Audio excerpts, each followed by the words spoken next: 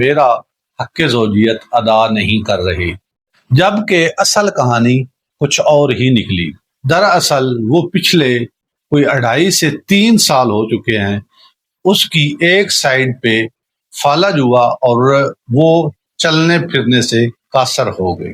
جو اس کے پیچھے سچائی ہے یا جو حق ہے اس کو خاموش کیوں رکھا گیا، اس کو کیوں چھپایا گیا؟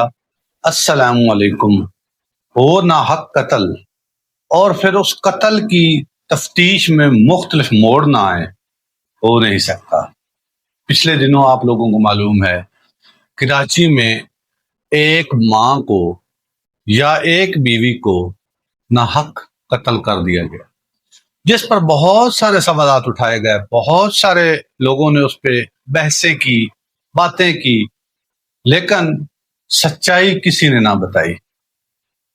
جو اس کے پیچھے سچائی ہے یا جو حق ہے اس کو خاموش کیوں رکھا گیا، اس کو کیوں چھپایا گیا؟ میرے خیال میں آج آپ کو بتانے والا ہوں کہ وہ قتل کیوں ہوا، کس وجہ سے کیا گیا، اس قتل کے پیچھے اس ماں کو یا اس بیوی کو قتل کرنے کی وجہ کیا ہے۔ جتنی میری معلومات ہے یا جتنا مجھے پتہ چلا ہے اس کے مطابق وہ جو ماں تھی جس کے اوپر یہ الزام لگایا گیا بابا جی کی طرف سے، جو کہ اس کے اپنے ہی خاوند ہیں، ان کی طرف سے جو الزام عائد کیا گیا تھا وہ کسی سے چھپا نہیں ہے۔ ہر بندے کو پتہ ہے کہ اس کے خاوند نے الزام یہ لگایا تھا کہ پچھلے 4 سال سے یہ عورت میرا کہنا نہیں مان رہی، میرا حق زوجیت ادا نہیں کر رہی، جبکہ اصل کہانی کچھ اور ہی نکلی۔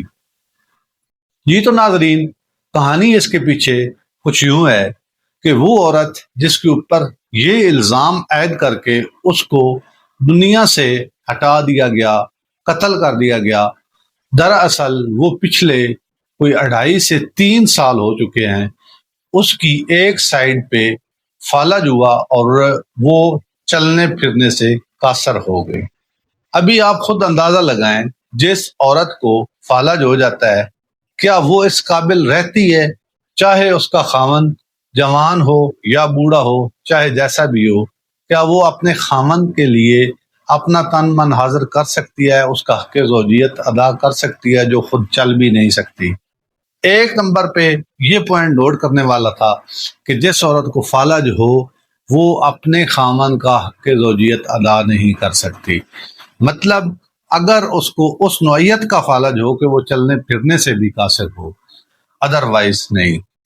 دوسرا پوائنٹ جو آتا ہے اس میں، جو بتایا جا رہا ہے کہ وہ عورت کوئی 2 کروڑ سے زیادہ مالیت کی مالک تھی، جو دولت اس کے پاس تھی، یا پھر کوئی یہ بھی کہہ رہے ہیں کہ جو چپل والی دکان کا بابے نے ذکر کیا ہے وہ چپل والی دکان اسی عورت کے نام پر تھی، اور کراچی جیسے شہر میں چپل والی شاپ ہونا یا چپل کا کاروبار ہونا کوئی چھوٹا سا کام نہیں ہے۔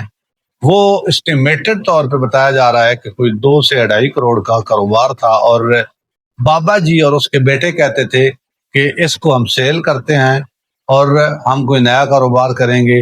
جو پہلا کاروبار تباہ کرنے کے چکر میں ہیں وہ دوسرا کیسے کریں گے؟ ان کا مقصد تھا کہ یہ پیسہ ہم کھائیں گے اور عیاشی کریں گے، لیکن اس عورت نے منع کیا ہوا تھا۔ ان کے مطابق عورت ان کے لیے کباب میں ہڈی بنی ہوئی تھی، تو بیٹوں نے اور باپ نے مل کر مشورہ کیا کہ ہم کیوں نہ اس کو راستے سے ہٹا دیں اور ہم اپنا کام آسانی سے کر لیں گے، ابھی یہ ویسے بھی ہمارے اوپر بوجھ ہی ہے۔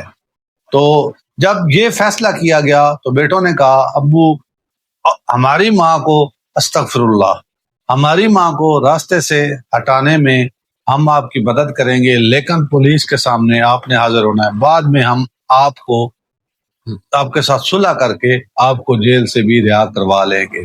جی تو ناظرین، میں نے لمبی چوڑی نہیں چھوڑی، چھوٹی سی کہانی تھی جو مجھے معلوم پڑا تو میں نے کہا اپنے ویورز کے ساتھ بھی شیئر کر دوں۔ اصل کہانی اس کے پیچھے یہ نکلی ہے، فی الحال تک ہو سکتا ہے کل کوئی نیا شگوفہ کھڑا ہو جائے، انشاءاللہ جو بھی بات نکلے گی پھر لے کر آپ بھائیوں کے سامنے حاضر ہوں گے۔ تب تک کے لیے اللہ حافظ۔